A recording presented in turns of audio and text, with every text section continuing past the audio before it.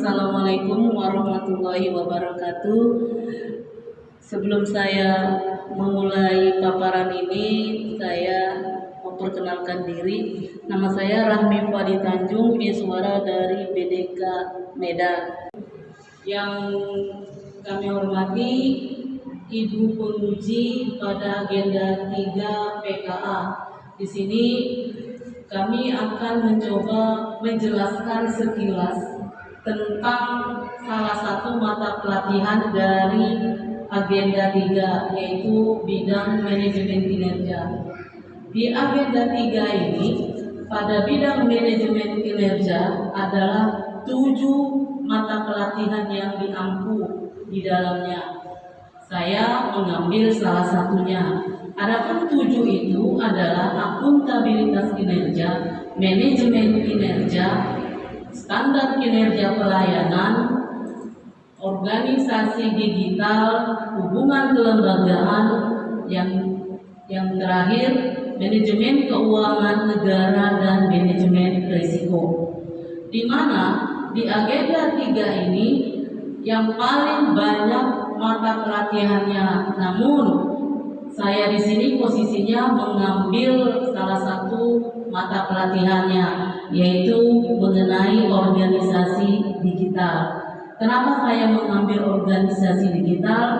Karena ini adalah merupakan tuntutan dari pemerintah agar kita menggunakan digitalisasi atau berbasis teknologi. Baik, sebelum kita mulai, saya ada quotes, yaitu setiap perubahan, meskipun perubahan yang lebih baik, pasti ada ketidaknyamanan. Dan ketidaknyamanan itulah yang harus diubah menjadi kenyamanan.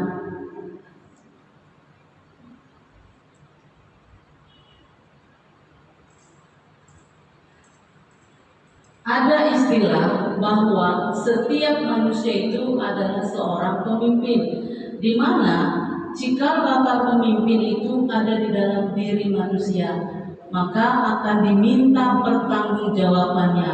Nah, ketika Bapak dan Ibu diberi kesempatan oleh pemerintah untuk menduduki satu jabatan yang penting di salah satu daerah Bapak dan Ibu, ini merupakan tanggung jawab kita sebagai pegawai pemerintahan. Pemimpin di sini adalah pemimpin yang punya kapabilitas dan punya kualitas.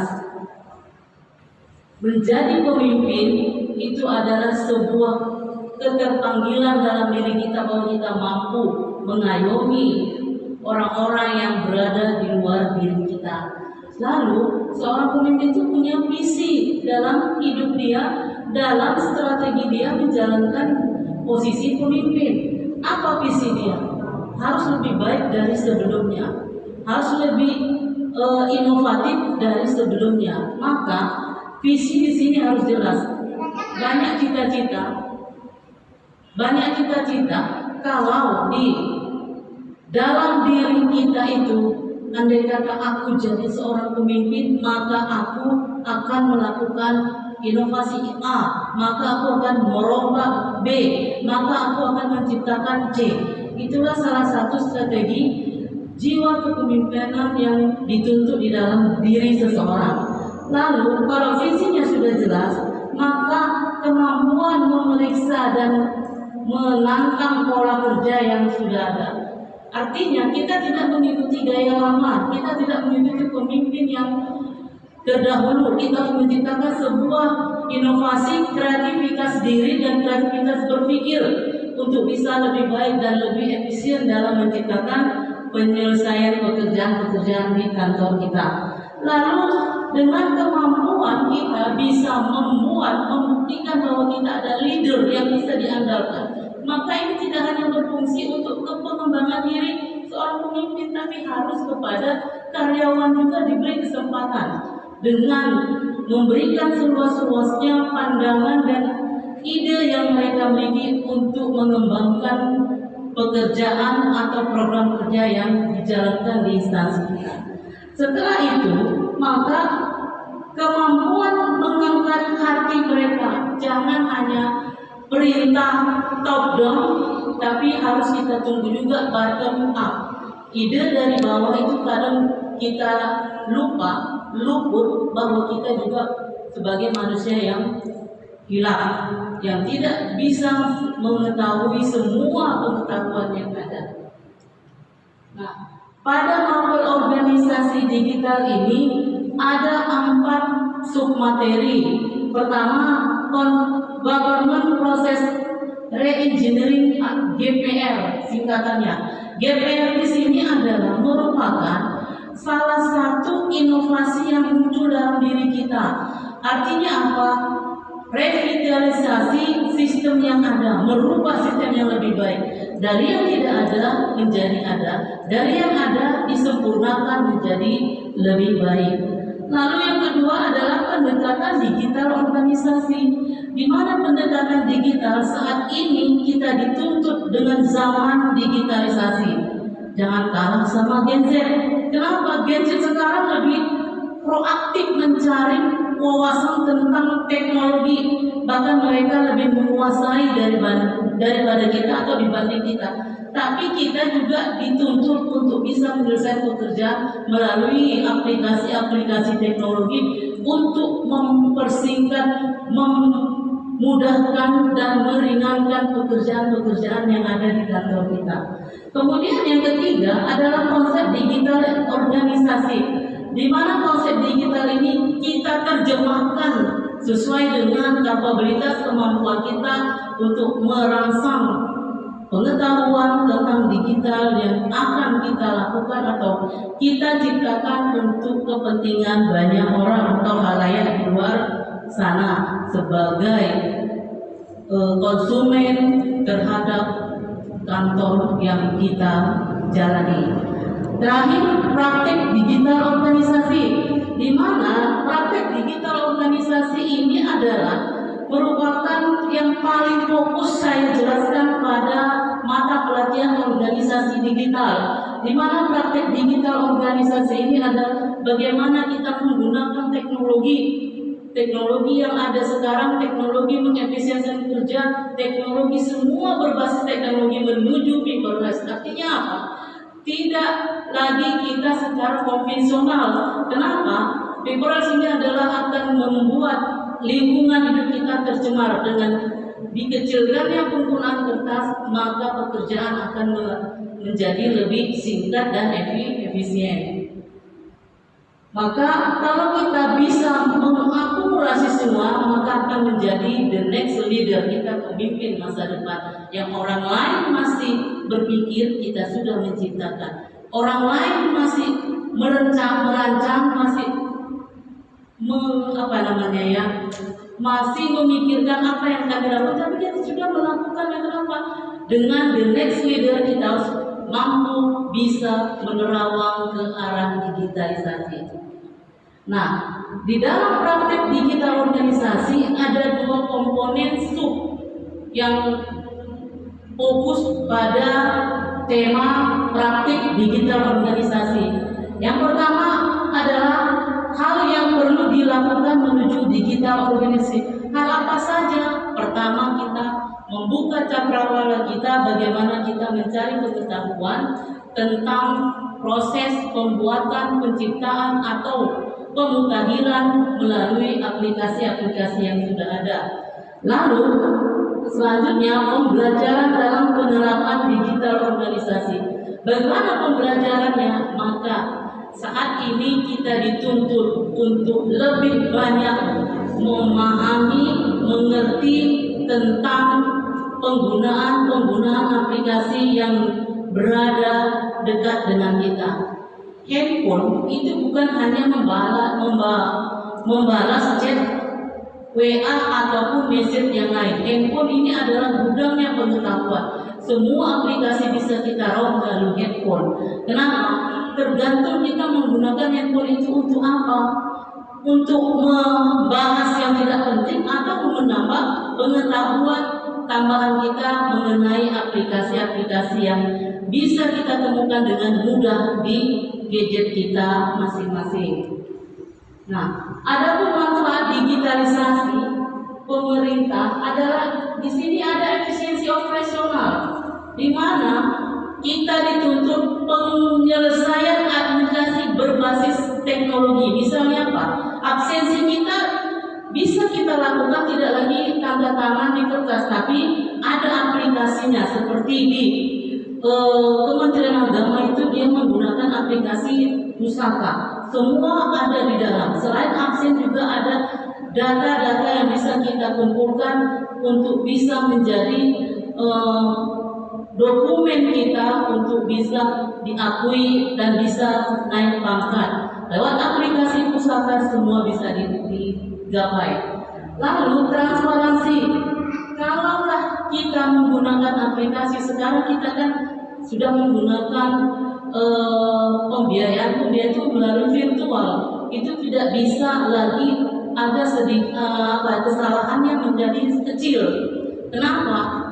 Kita bisa menyimpan uang di dalam handphone puluhan juta, ratusan juta, bahkan miliaran. Inilah transparansinya. Ketika kita mentransfer itu ada bukti dari bank. Makanya aplikasi perbankan sangat-sangat penting kita simpan di gadget kita. Lalu kemudahan akses, memungkinkan masyarakat mengakses layanan kapan saja dan di mana saja. Pendaftaran pelatihan yang dilakukan di Balai Diklat dulu dengan datang membawa sejumlah dokumen yang berat, tapi sekarang mereka bisa mendaftar jauh sebelum sampai ke pelatihan, mereka sudah mendaftar ulang dan itu sudah ada aplikasinya. Kalau di Balai Diklat itu dikenal dengan Sindiklat. Kemudian ada inklusi sosial, memastikan seluruh lapisan masyarakat termasuk yang berada di daerah terpencil, misalnya terbengkalai jangkauan lokasi atau terjadi sesuatu, kita bisa membuka ruang untuk bisa berkomunikasi dengan orang-orang yang ada di luar sana, apalagi di daerah-daerah terpencil. Misalnya sekolah, pembelajaran online sudah banyak, ada bentuknya classroom, ada bentuknya Zoom meeting. Jadi apapun yang akan kita lakukan itu bisa kita dekat dengan siswa tanpa mereka hadir datang. Misalnya baru-baru ini terjadi musibah di kota Medan dan sekitarnya, itu banjir besar. Artinya sekolah bisa saja terhenti atau tidak bisa dijalani oleh banjir. Maka solusi gurunya adalah membuka pembelajaran online seperti Zoom meeting ataupun dibuat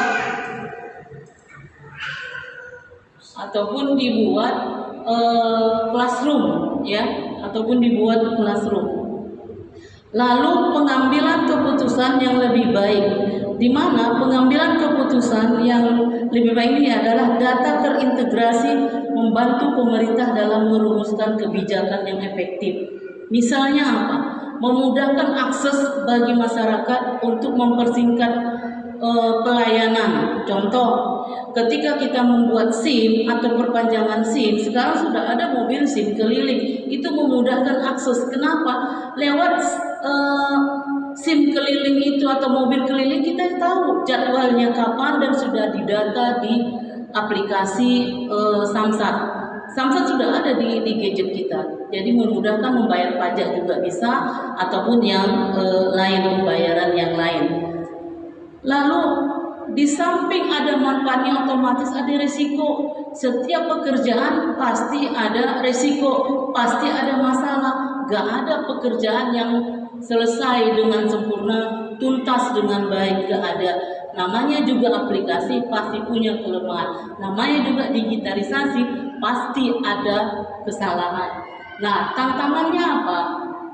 Misalnya infrastruktur terbatas, kadang sinyal itu turun naik. Tidak harus dia di daerah terpencil, tapi di kota ini pun kalau cuacanya kurang bagus pasti sinyalnya tidak stabil. Makanya kelemahan dari teknologi ini ialah sinyal tidak stabil, dan kadang yang ketika Zoom meeting itu suaranya hilang, bukan karena kekurangan jaringan, bukan, tapi kadang-kadang cuaca juga mempengaruhi jaringan internet. Lalu kesenjangan digital, kurangnya literasi digital di kalangan masyarakat. Inilah tugas Bapak dan Ibu selaku pejabat di daerahnya untuk bisa membudayakan penggunaan aplikasi. Mohon maaf, absensi kita, CCTV kita yang ada di kantor bisa kita lihat lewat gadget atau lewat handphone. Kenapa? Karena ini bisa memudahkan mana yang pegawai yang rajin, yang smart, yang disiplin, yang siap kerja, siap pakai, siap segalanya, itu bisa kita pantau. Kenapa? CCTV di kantor itu bisa melalui handphone pimpinannya. Lalu keamanan data, ancaman serangan cyber yang dapat membahayakan sensitif. Kenapa? Tadi saya katakan setiap aplikasi pasti ada kesalahan, ada kemudahan untuk diretas. Inilah kelemahan namanya buatan manusia. Lalu resistensi perubahan, hambatan budaya kerja tradisional yang sulit beradaptasi dengan teknologi. Sekarang kita menugaskan staf itu tidak usah menggunakan kertas, dikirim saja pakai WA, dikirim saja pakai aplikasi surat yang sudah langsung sampai ke handphonenya masing-masing. Itu mempersingkat waktu, tidak harus datang ke kantor mengambil surat tugas, itu lebih mudah. Dan ini harus digalakkan pemanfaatan teknologi. Nah, hal yang perlu dilakukan menuju digital, katanya kepemimpinan dan budaya digital. Budayakan, biasakan kita bersentuhan dengan aplikasi-aplikasi yang bisa mengefisiensikan kinerja kita, yang bisa meningkatkan cara kerja kita. Tadi yang kalau manual itu bisa dikerjakan itu memakan waktu sampai 1 hari. Ini dalam saat sekian menit itu sudah terkirim suratnya ke mitra kerja kita atau ke koordinasi ke instansi lain. Inilah kaitannya dengan hubungan kelembagaan. Lalu yang kedua adalah membangun visi dan strategi digital yang jelas dan terukur.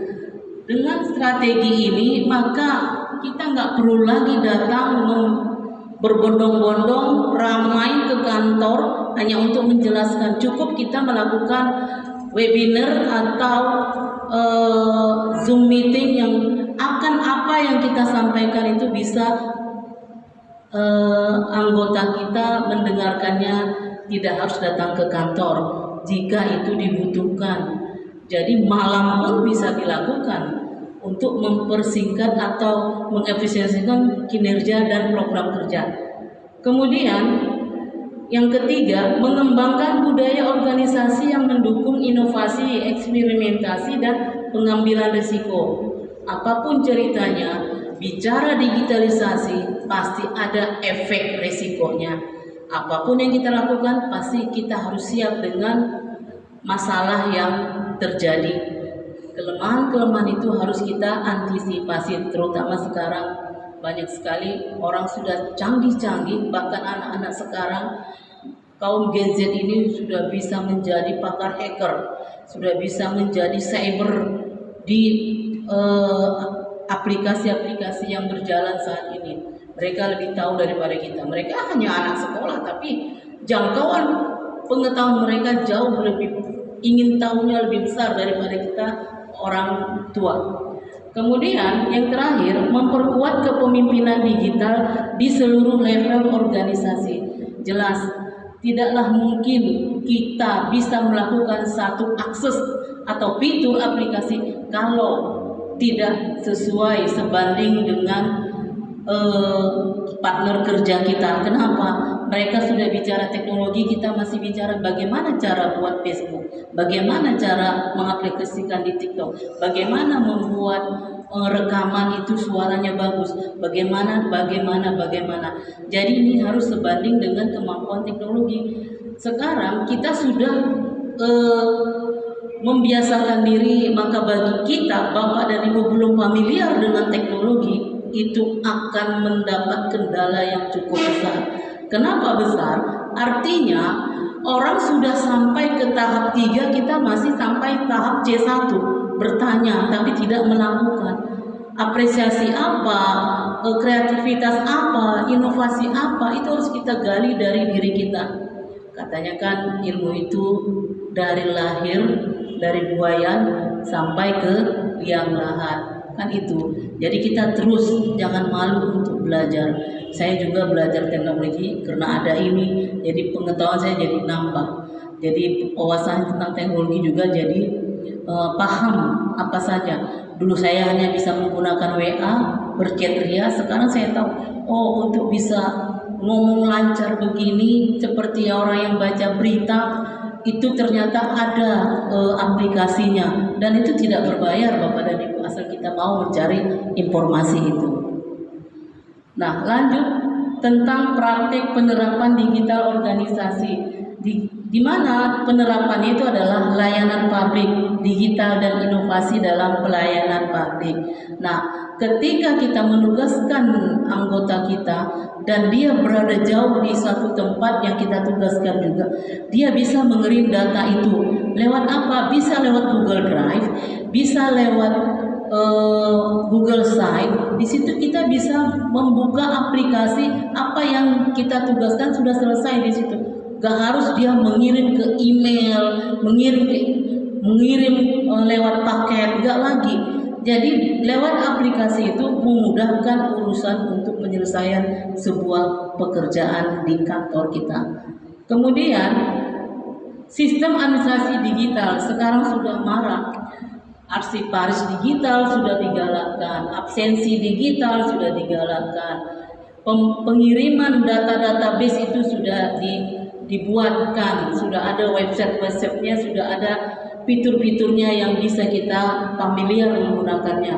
Kemudian data terpadu dan big data pemerintahan. Lewat aplikasi kita bisa menyimpan database sebanyak-banyaknya dengan satu aplikasi, itu memudahkan. Kalau dulu kan kita harus melihat file A, file B di komputer atau di laptop, file C ribet, belum lagi kena virus, udah kacau.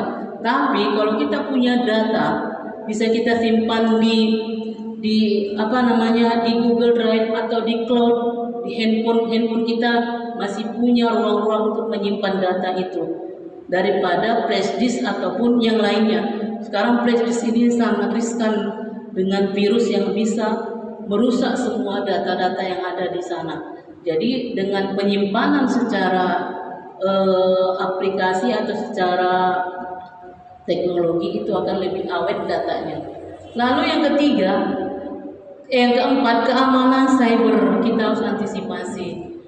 Orang pintar pasti ada digandeng dengan orang bodoh, orang baik pasti digandeng dengan orang jahat. Itu adalah satu kesatuan yang saling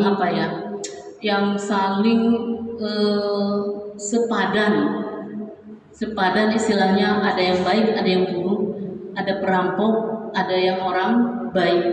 Nah, itu artinya kita harus antisipasi, tidak semuanya orang baik, dan kita juga harus bisa menjadi orang yang tidak baik.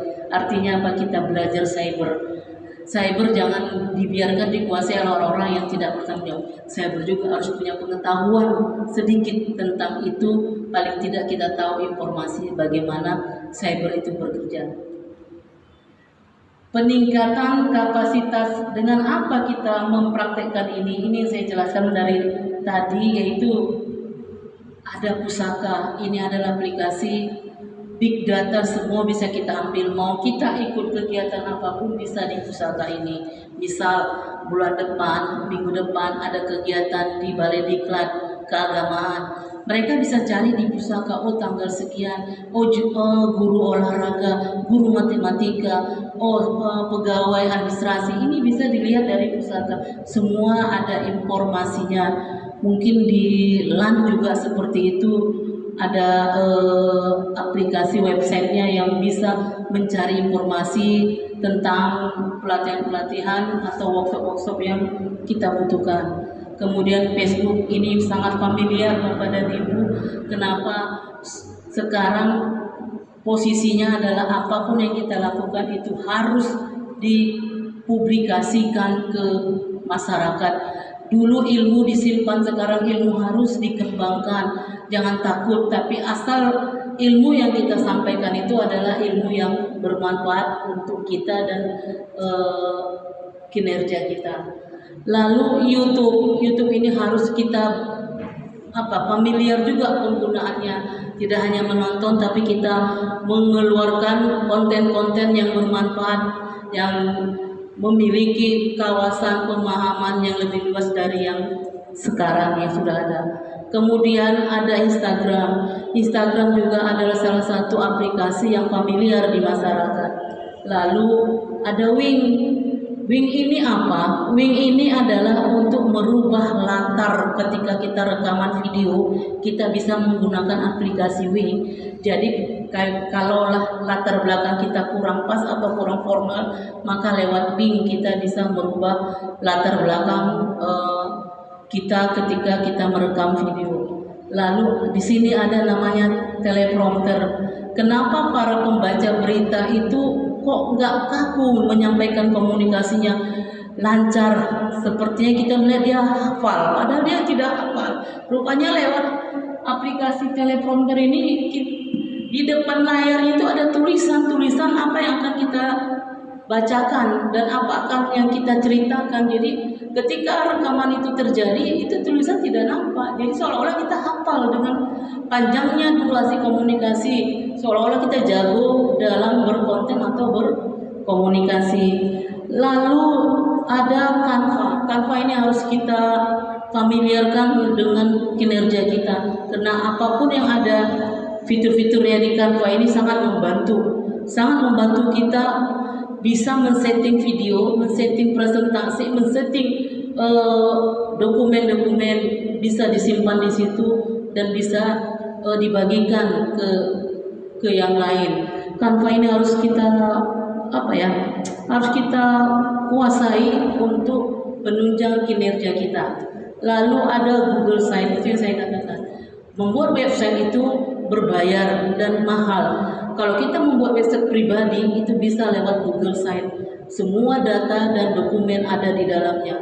Jadi ketika anggota nanti, Pak, mana data A untuk bulan B, pada bulan B, bulan C, itu bisa kita simpan di Google Site asal kita kasih linknya. Jadi data Google Site itu bisa kita berikan kepada yang membutuhkan. Maka itu akan menjadi sampingan data, simpanan data yang akurat. Lalu ada CapCut, ini familiar ini anak muda sekarang ini. CapCut ini adalah untuk bisa mengedit video, mengedit foto, mengedit teks yang ada di dalamnya supaya lebih menarik, lebih bagus dan bisa merubah suara. Kadang yang kita omongin, yang kita tulis catatannya itu suara kita kurang bagus, maka ada contoh-contoh suara yang bisa ditirukan di situ sesuai dengan keinginan suara yang tepat menurut karakter kita. CapCut ini sangat berguna. Kenapa? Dari Wing ini tadi membuat latar belakang kita rekaman video ini bisa dirubah menjadi ada di aplikasi CapCut. Mau gambar apa, mau seperti apa, bahkan gambar yang bergerak juga bisa. CapCut itu punya banyak aplikasi yang bisa mengembangkan kreativitas yang menarik. Kemudian ada TikTok, ini juga TikTok sangat viral ya, lebih viral sekarang daripada Facebook. Dulu Facebook, sekarang TikTok itu gampang. Kenapa? TikTok ini bisa berulang-ulang tanpa diulang. Kalau ingin kita kurang jelas penjelasannya, kita tunggunya pasti terulang kembali. Kalau Facebook nggak bisa, kita klik dulu baru dia terulang. Nah, TikTok juga punya aplikasi sama seperti dengan teleprompter, sama juga dengan CapCut. Kadang-kadang CapCut ini digandeng dengan TikTok supaya lebih bisa cepat informasinya atau dikirim ke TikTok, itu masyarakat lebih gampang menerimanya dan banyak. Makanya sekarang orang beralih kepada TikTok. Ini semua Bapak dan Ibu adalah peningkatan kapasitas digital pegawai.